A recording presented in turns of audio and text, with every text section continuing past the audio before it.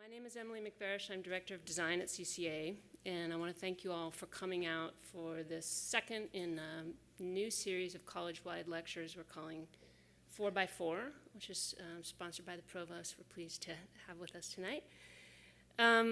This series brings us luminaries whose work crosses disciplinary lines and highlights contemporary developments around major themes. This year's theme is very broad indeed. It's art plus design times science. And tonight's lecture on that theme is presented by CCA's Design Division. I should say in passing that I highly encourage you to keep an eye out for the remaining two lectures in this series, which will be presented by the Fine Arts and Architecture divisions in the spring. But to return to tonight's program, I have to admit that I found the capital S in science a bit intimidating when I was tasked with finding design's speaker for this series. I reached out to colleagues whose suggestions introduced me to the work of a host of fascinating designers, but that capital S and the kind of direct engagement with a whole mode of inquiry that it seemed to demand really stumped me. And then I remembered a talk I was lucky enough to hear last year by Ulrika Andersson, whose interactive exhibition designs for the Exploratorium and the Chabot Space and Science Center really struck me for the ambition they staked out, that design not just simulate an experience of observation or discovery, but actually stage it. Ulrika, I thought, might know who would be up for addressing our theme head on. She did. She recommended Ariel Waldman, whom we're very pleased to have with us tonight. Ariel Waldman is the founder of spacehack.org, which is a resource that makes space exploration accessible to anyone. She's also a singular force behind the multiplier effects of Science Hack Day, which gathers scientists, technologists, designers, and other interested parties to see what scientific difference they can make together in a weekend. She has a degree in graphic design and worked as a digital anthropologist before moving to San Francisco, getting a job at NASA, and becoming a global force in the democratization of science. So please join me in welcoming Ariel Waldman.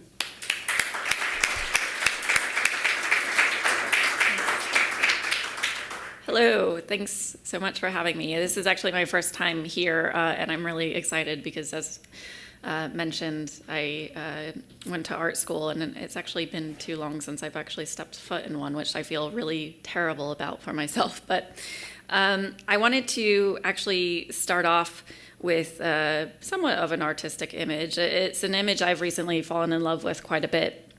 And I really love this image here because it's very nebulous and almost chaotic and beautiful, and it looks like it's something that's happening very far out in outer space. But what we're looking at here is actually our own galactic neighborhood. This is actually an image of our own Milky Way galaxy. We just haven't really been able to really see it for many years. When we typically think of our galaxy, we typically think it looks something like this, a fairly quaint spiral structure, fairly contained. But in reality, when we're actually able to see it, it looks something more like this gorgeous mesh of a lot of different stuff. And we just haven't really been able to see it because so much space dust and space gas often gets in our way that we're not really able to see what our own galaxy looks like. So it's actually thanks to one of my favorite space telescopes, the Spitzer Space Telescope, that launched a while ago, and it uses infrared technology to essentially peer past all the space dust and space gas and really get these gorgeous images of what our own galaxy looks like, very much from the viewpoint of Earth. The Spitzer Space Telescope actually orbits the sun similar to Earth, and then it sort of trails behind the Earth by a little bit. And so here's just a couple more images of from Spitzer Space Telescope of our galaxy that I absolutely love, and I just think they're amazing and artistic, and Just really awesome. And I think often when we think of what our own galaxy looks like, we don't often think it looks like this. And so, as mentioned, I'm Ariel Waldman. I live about 27,000 light years away from all of that. Earth is very much about, not so much in the center of our galaxy at all. We're about 27,000 light years away from all of those images. So that's where you can find me if you need me. But the reason why I love these images so much is because it really does remind me of how little it is that we've known about our own galaxy and really about our own place in the universe.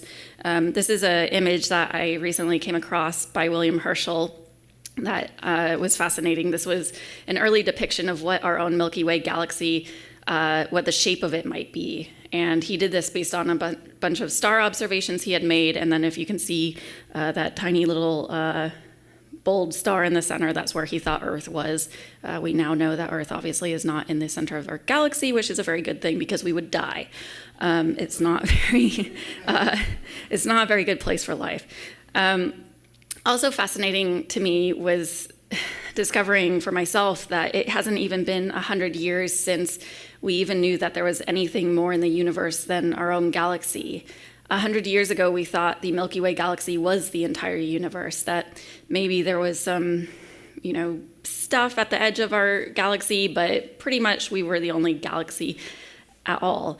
And so it wasn't actually until 1924 that Edwin Hubble, pictured here, spent a lot of time looking at this blob in the sky and was able to determine that it was its own galaxy and that, in fact, there are many galaxies in our universe. We now know, of course, there are billions and billions of galaxies.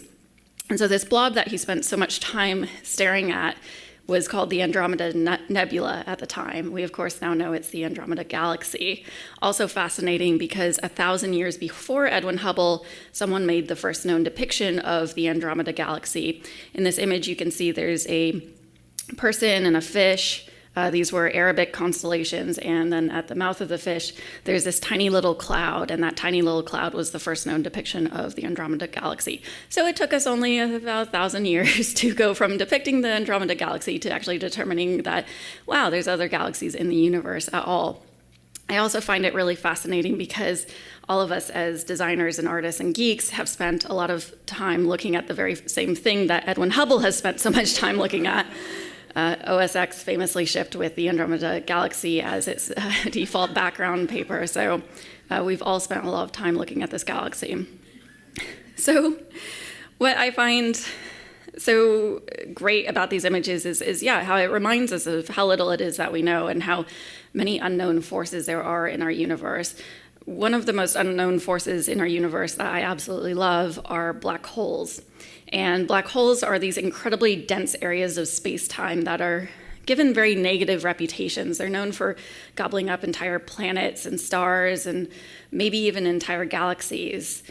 And while they do that, they also kind of do the opposite. They often gobble up all this stuff, and when they gobble up more than they can chew, they violently vomit it back out into the universe in the form of very gross mixed up space dust and space gas, essentially. And so these black holes, while they're these incredibly chaotic and destructive forces of nature, they're also these incredibly creative forces of nature. They can actually create stars and planets and maybe even entire galaxies. And so at the center of our own galaxy, there is a supermassive black hole, as with the majority of spiral and elliptical galaxies. And not only do we have a supermassive black hole at the center of our own galaxy, but there are as many as around 100 million or so black holes in our galaxy. A lot of these are maybe only 2 miles in diameter across or so, but still fairly intensely powerful. But I find it really exciting to think not only are they gobbling things up, but they're vomiting out new things to actually be created in our own galaxy. So while you can't actually image a black hole because even light itself can't escape from a black hole's pull, you can image a black hole's vomit. And so what you're looking at here is M83, not the band M83, but the galaxy M83. And what you can see inside the circle there is a black hole vomiting into the universe. Here's an even better picture of that process taking place, of essentially a black hole taking a lot of material around it, mashing it up, and then vomiting it back out into the universe to go on to create bigger and better things. And to me, I think what I find so fascinating about black holes and this process of mashing things up and spitting it back out is, to me, black holes are kind of the hackers of the universe. They kind of sample everything around them, mash it up, and then create derivative works to go on to create sparks for future things to take place. And so this is kind of like hacking to me, the process of just mashing stuff up and spitting it back out and not knowing if it's going to be a spark for something better to happen in the world. And so it was sort of a spark of sorts that led me to where I am today, working in space exploration. As mentioned, I am an art school student originally, and my degree was in graphic design. Over the last few years, I started doing interaction design as well. But back in 2008, about a year after I had moved to San Francisco from Kansas City, I was watching this great documentary called When We Left Earth. And it was this amazing documentary about NASA during the early days in the 1950s and 1960s, trying to figure out how to send a person into space because they had to beat Russia. And so they were very determined. And I found this documentary so inspiring that I decided to randomly send someone at NASA an email saying that I was a huge fan of what they were doing, and if they ever needed someone like me, that I was here. Since I have no formal science background whatsoever, I never expected to hear back from them, and it was kind of a fangirl geek moment, for which there are many in my life. But serendipitously, I was able to get a job at NASA from that email. And it completely changed my life, and it was completely unexpected. And so I just wanted to share with you all a clip from this documentary that kind of outlines why I found it so inspiring. So if we can get the sound up. To beat the Soviets, NASA must launch a man into Earth orbit. Only rockets can go fast enough. We knew nothing about rocketry, we knew nothing about spacecraft, we knew nothing about orbits. I saw a lot of rockets launched. I'd say that somewhere between 30 and 40% of them failed. A lot of them came up off the pad and went the opposite direction. Some of them got halfway off the pad and blew up. Some of them got to 10,000 feet and turned the other way and blew up. The whole thing crumbled and blew up. It looked like an atomic bomb went off almost over our heads. We got a big kick out of watching the Mercury astronauts. It was great looking at their eyes.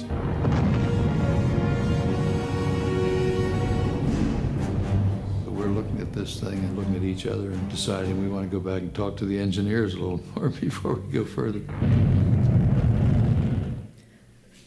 And so this is what I loved so much. It actually reminded me of this image here.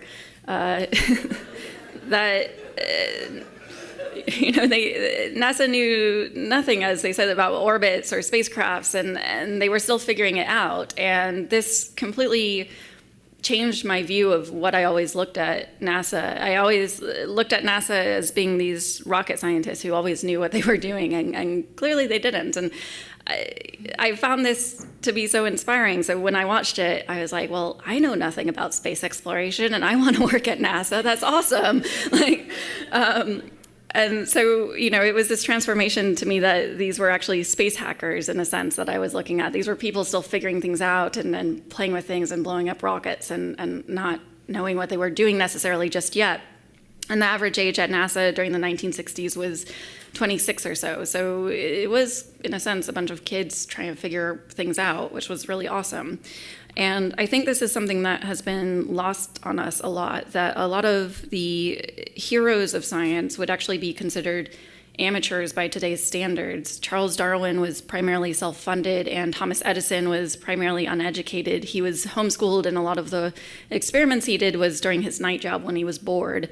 And so I think this is something that we've really, unfortunately, lost in our culture, or at least forgotten about for hopefully a temporary period of time, that a lot of the people who have done amazing things, including NASA itself, were kind of amateurs in a sense. But thankfully, there are still amateurs running around doing science today that is really exciting to look at.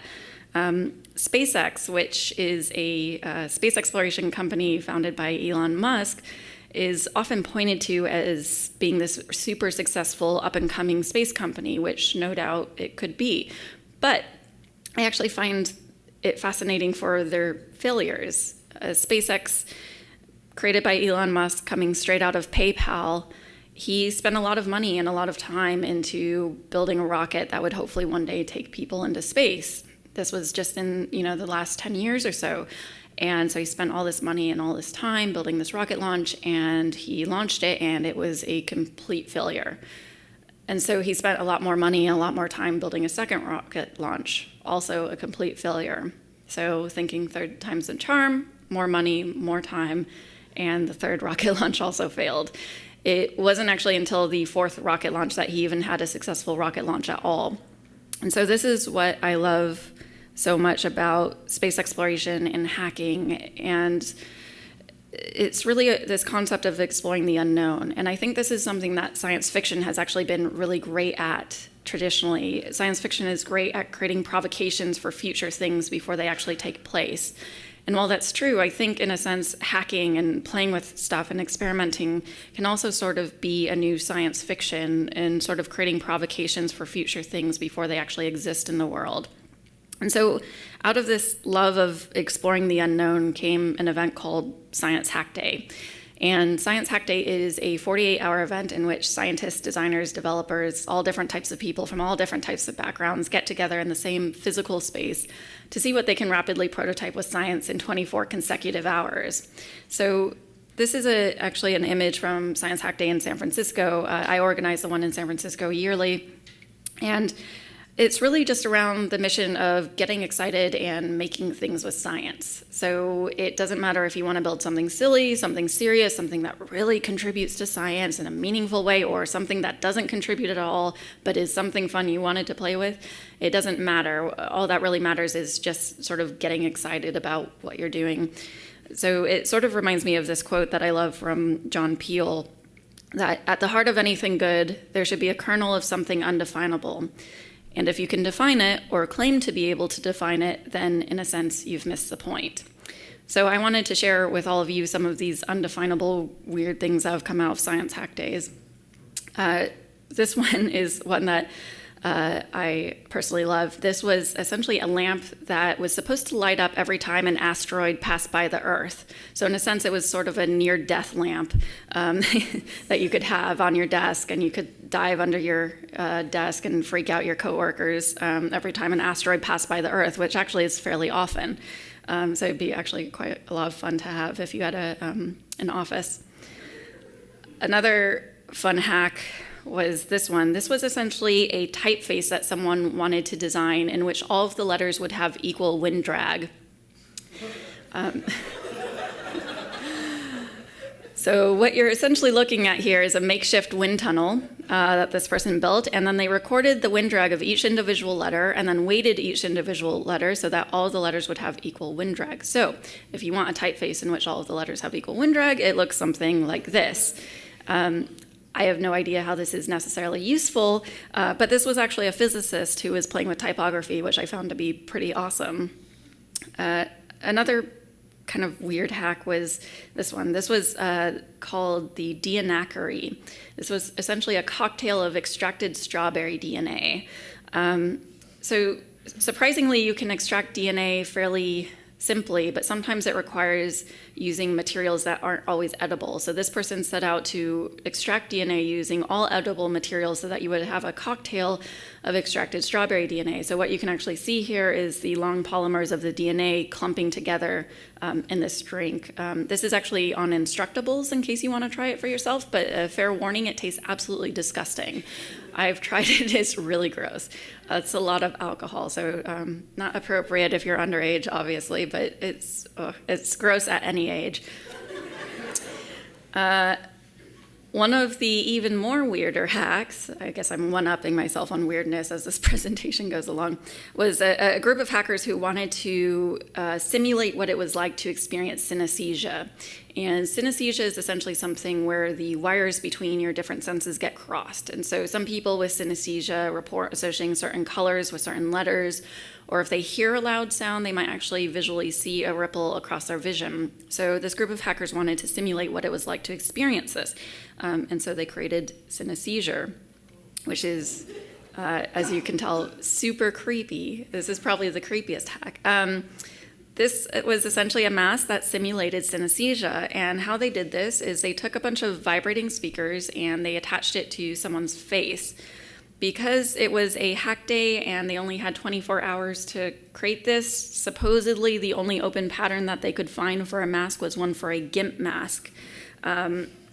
So they just kind of went for it, stayed up all night sewing it together, sewed in all the vibrating speakers, and then they wired it all up to an Arduino and a webcam.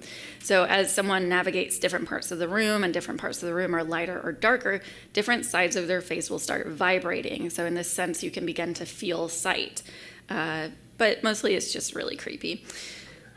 I personally like hacks that play with invisibility and visibility, probably because since I'm a space geek, I am aware that 95% of everything in our universe is invisible.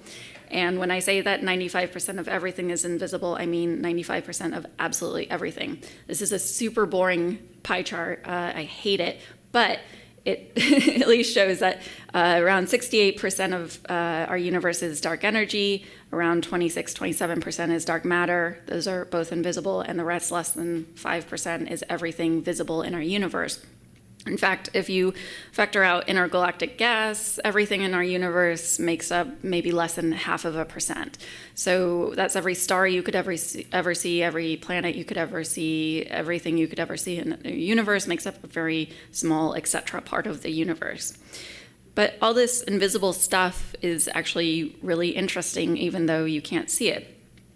Essentially, dark matter is something that when we look into galaxies and we see that they're held together, there's actually not enough mass to account for enough gravity to explain why they're held together. And so this gets the placeholder name of dark matter. And dark matter isn't uniform, it's actually globular. It kind of clumps around galaxies and helps us keep us all close and together. And so while you can't actually see dark matter, you can at least see the effects of dark matter. So this image is actually showing how dark matter globs around galaxies.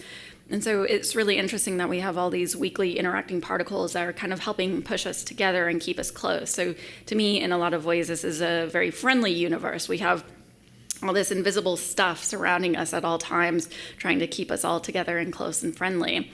But there is also an opposite side to the universe, and that's dark energy. And dark energy sort of does the opposite. When we look into the universe and that we see that it's expanding, we actually see that it's expanding much faster than we think it should be. And so this kind of gets the placeholder name of dark energy. And so 95% of everything in our universe is invisible, but despite this, we very much have an optical overdose problem in our culture. We often think that if you need more information, we'll just simply give you more screens until it looks something like this. This isn't an image from a science fiction movie, but this is actually an image from the Large Hadron Collider, the particle accelerator laboratory. And particle accelerators do deal with a lot of information. They are essentially these incredibly expensive, massive space-time smashers. And what I mean by that is these particle accelerators take subatomic particles and collide them into other subatomic particles at really high speeds. And when they collide, for a moment, they turn into energy, and then they turn back into subatomic particles. The difference being is that when they turn back into subatomic particles, sometimes they turn back into really weird ones that we would otherwise only see in the beginnings of the Big Bang or very far out in a supernova. So these huge, massive particle accelerators are actually creating the conditions of the universe here on Earth, which is pretty amazing. But they are also just incredibly expensive machines for scientists to make very pretty pictures with. These very pretty pictures look something like this, and they sort of visualize subatomic particle collisions. But a group of hackers wanted to sort of illustrate, in a sense, what if instead of seeing a visualization of a particle collision like you can see here, And I'm not a particle physicist, so I can't begin to explain everything in this, but the 4 green lines and the 4 red towers in this represent 4 high-energy electrons. But a group of hackers wanted to know, what if instead of seeing a visualization of this, what if we could actually hear what a particle collision sounds like?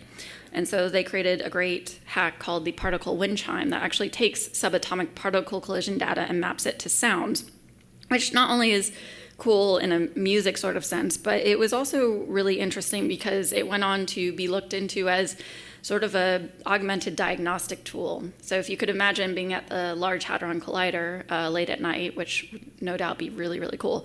But if you could imagine being there and being surrounded by screens telling you how the accelerator is doing, but in addition to that, you could get used to how the accelerator sounds, and you could get used to if something sounds a bit off. That's sort of what the particle wind chime went on to be looked into as. But despite being the etc. in the universe, there are a lot of really cool things to do in the visible wavelength as well. Really cool things like searching for extraterrestrials, actually. The SETI Institute, which is the Search for Extraterrestrial Intelligence Institute, which actually is here in Mountain View, they have traditionally looked at radio waves as sort of a way of detecting intelligent civilizations in our universe, thinking that maybe if they were intelligent enough, they could figure out how to build a radio transmitter of some sort. And while they're continuing to do that, which many people debate if it's the right way or not, they are also turning their sights to sight. They're also beginning to look into the universe for pulses of light that could only be created by alien civilizations that are intelligent enough to actually communicate via light. And so I think it's fascinating to think about finding alien civilizations not just through radio waves, but also through the visible spectrum, and finding pulses of light that nature couldn't possibly create, that it would have to be created by an intelligent civilization. Other interesting ways in which the visible spectrum has been used for space exploration recently is the search for exoplanets. And exoplanets just stands for extrasolar planets, or planets around other stars. And we've found a lot of them so far. We've found around 1,000 or so of these exoplanets in our own galaxy. But there's an estimated 320 billion or so of these exoplanets actually in our own galaxy. And lately, people have said there's about 33 billion of them that are habitable. So there's a lot left to be discovered. And the way in which we've been finding a lot of these exoplanets recently has been through NASA's Kepler telescope. And what NASA's Kepler telescope does is it essentially looks at starlight very, very closely. And it looks at starlight so incredibly closely that it can detect any tiny dips in brightness. And if it detects a tiny dip in brightness, what it might actually be witnessing is a planet passing in front of its star. And so if an Earth-sized planet passes in front of its star, the brightness might only dip down by 1/10,000th or so, a fairly small amount. But Kepler can actually detect this and tell you if you're looking at an exoplanet or not, which is really cool. And while that's really amazing, and NASA has all these great algorithms for detecting all these tiny dips in brightness, there are still things that machines can't do as well as humans, and one of which is pattern detection. And so with that in mind came a project called Planet Hunters. And Planet Hunters is essentially taking NASA's Kepler data and putting it online for anyone to see, and then asking people to actually go online and see if they can detect tiny dips in brightness. And if they can, they might be well on their way to discovering a new exoplanet that no one has discovered before. Through the Planet Hunters website, which you can sign up for in like 2 minutes, it's really quick, people have actually found a number of planet candidates that otherwise could have been left behind by NASA's Kepler telescope. The other cool thing about Planet Hunters is that the work you do on it actually gets credited to you. So if you find an exoplanet on Planet Hunters, your name is going to go in that scientific paper. So this isn't something where you're doing work for some scientist who's going to take credit and then you can feel good about yourself at the end of the day that you helped someone else out. The work you do actually gets credited to you, which is pretty amazing. So if you're interested in projects like that, I would recommend checking out spacehack.org, which is a site that I created when I left NASA. It's a directory of ways to participate in space exploration. So things like discovering exoplanets or galaxies or building rovers and telescopes and all different types of things. And so I've really created it as a resource for people with or without science backgrounds who want to actively contribute and further science and space exploration. So getting back to planets, so closer to home, there are some planets that have gained a lot of excitement over the last year or so. Most notably Mars, with the Mars Curiosity landing that happened last year. And there's a lot of cool things that you can do to get involved with Mars-related space exploration. One of which is getting involved with the Austrian Space Forum. And the Austrian Space Forum, while based in Austria, is this incredibly awesome organization that needs help from all different types of people, from all different types of backgrounds to essentially create Mars research that will help humans one day land on Mars. So the Austrian Space Forum actually simulates astronaut suits and rovers and a lot of different techniques, essentially building up a body of research so that humans can go to Mars a lot easier, or at least a lot safer than they would otherwise. This is something that does actually need all different types of people, lawyers, designers, artists, all different types of people to make it really successful. They do all types of studies on the psychology and the design and a lot of different aspects of going to Mars, which in no small way is a very large feat. They also do really cool things like essentially looking in ice caves in Austria for signs of life. And the reason why they do this is because they're trying to simulate what it would be like to, or how they could possibly find types of life on Mars, if there is indeed life on Mars. And so if we were to find types of life on Mars, it might look something like this. This is an image of the microbes that are currently living in your mouth, which is totally appetizing and getting you guys ready for dinner. But if we find any life on Mars, it will probably be microbial. It'll probably be something like this, which would no doubt be really exciting. But to me, it's not as exciting as it could be. I think it would be really exciting if we were to find things more like this on Mars. No one is saying they're going to find these on Mars, but these guys live all over the Earth. This isn't a fake picture. This is actually a real image of an extremophile that lives here on Earth, all around the Earth. And how many of you know what you're looking at? A few of you. Okay, awesome. Super space geeks.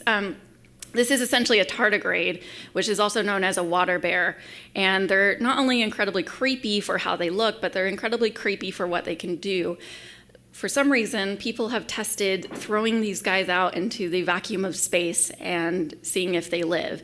The scary thing is that after several days, some of them do live. So you can actually throw these guys out into the vacuum of space and they will live, which is terrifying. I have like these horrible science fiction visions of like going out into outer space and being surrounded by like terrifying water bears or something attacking the spaceship. Thankfully, these guys are only like 1 millimeter big. So they're terrifying, but you probably can't see them as up close as you can in this image. But they were also fascinating because they did almost become our very first interplanetary ambassador. And this is this is because some people in Russia wanted to actually not only, since we had tested that they can survive in space, they wanted to send these guys to a moon of Mars and see if they could live there. This actually upset the scientific community quite a lot because there's contamination questions and all this stuff. And Russia was like, whatever. Not to make fun of Russia too much, but sometimes they have a really awesome, like, just go forward attitude. And so they almost were successful, but the probe that was going to launch these guys ended up failing. It was a completely failed launch, and so it never happened. And so these guys actually never became our first interplanetary ambassadors, which could be a good thing, I would think. If we were to have interplanetary ambassadors, it might be a little bit more boring. It might be something a bit more like this. This is an image of lichen. And lichen was one of the first things to actually help colonize the Earth. And this is because lichen actually helps break down bare rock surfaces to give a foothold for future life forms to take place. And we've actually been able to test that certain types of lichen can actually survive on Mars. This is a Mars simulator that was built, I think, in Germany. And they were able to determine that certain types of lichen could actually survive on the surface of Mars. So I would find it really fascinating if actually some of our first interplanetary ambassadors might be some of the first things that actually helped us colonize the Earth quite a long time ago. But in the meantime, the only colonizers we have are things like this, the Mars Curiosity rover. This is an outline that I found online of the Mars Curiosity rover compared to the size of a man. But to me, it just looks like that rover is wanting to murder the man or something. It just looks kind of evil. And a few months ago, I had the pleasure of meeting the infamous Mohawk guy at NASA's Jet Propulsion Laboratory. And as you can see, that Mars Curiosity prototype behind us wants to kill us, I think. They just don't look too friendly. The thing that is really cool about rovers is, to me, there's a lot left to be done. I am kind of disappointed with the current state of rovers. I think there's a lot of creativity and a lot of ideas that could be put into Mars rovers that currently is just not there. So there are great programs like the University Rover Challenge, like you can see here, that tasks college students from all around the world to build the next generation of Mars rovers. And some of these technologies in these Mars rovers might actually get incorporated by NASA or different people.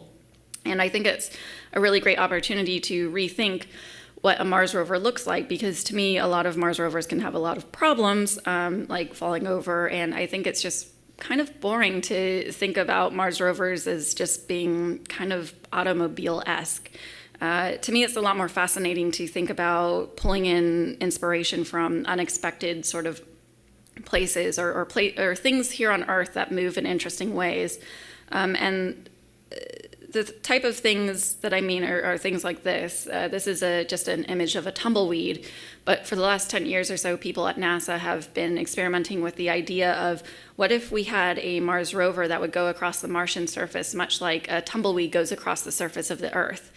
And I found this really amazing. And this is a super early prototype that they were testing in Alaska, but I find it really interesting to pull in sort of these unexpected inspirations of designing rovers either after tumbleweeds or it's different instruments based off of things here on Earth, and sort of taking, I guess in a sense you could call it biomimicry, but otherwise kind of just unexpected inspiration from things surrounding you.